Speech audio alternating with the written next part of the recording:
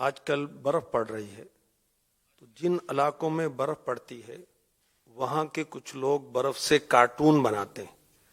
یہ بنانا کیسا ہے؟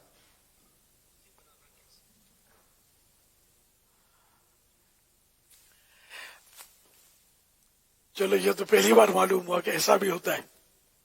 تو اگر وہ کارٹون کسی جاندار کی حکایت کر رہا ہے، جیسے انسان کی شکل بنا دی کارٹون سے، واقعی انسان کی شکل ایسی انسان پایا جا رہا ہے، تو اب یہ گناہ ہے، یہ بت ہو گیا.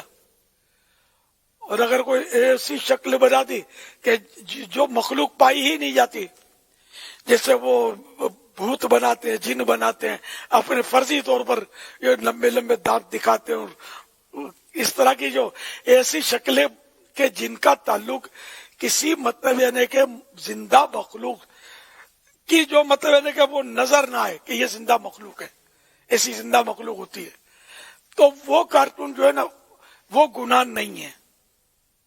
یہ اس کی تفصیل ہے کارٹون کی. اس کو یاد کر لیں گے تو انشاءاللہ آپ کو فیصلہ کرنا آسان ہو جائے گا. کپڑوں پہ بھی کارٹون بنے ہوتے ہیں.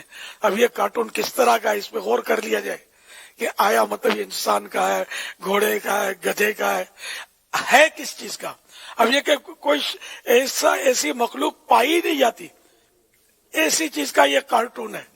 جیسے ابھی میں نے جن بھوت کی مثال دی، تو دیکھا کس نے اس کو کہ جو اس کی شکل بنائے گا.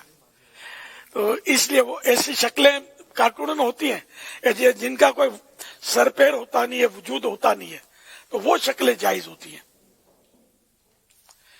واللہ تعالی اعلم ورسولہ اعلم عز وجل وصلی اللہ تعالی علیہ وآلہ وسلم.